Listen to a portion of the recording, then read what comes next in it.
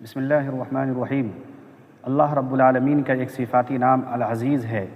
عزیز کے معنی غلبہ، طاقت، قوت اور شان و شوکت کے ہیں۔ اللہ رب العالمین نے اپنی اس صفاتی نام کو قرآن مقدس کے مختلف مقامات پر ذکر فرمائے ہیں۔ سورہ آل عمران کے اندر اللہ ارشاد فرماتا ہے، لا الہ الا هو العزیز الحکیم، اس کے علاوہ کوئی معبود نہیں، وہ غالب اور حکمت والا ہے۔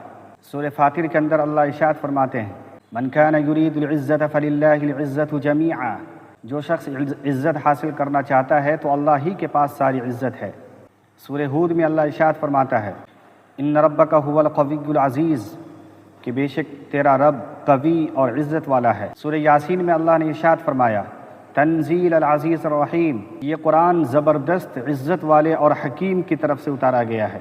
سورہ مجادلہ میں اللہ ارشاد فرماتے ہیں، کتب اللہ لاغلبن انا ورسلی ان اللہ قوی عزیز، اللہ لکھ چکا ہے کہ بے شک میں اور میرے پیغمبر ہی کامیاب رہیں گے۔ تو معلوم چلا کہ العزیز خدا کی صفات ہے، اور العزیز کا معنی غلبہ والا، عزت والا، حکمت والا۔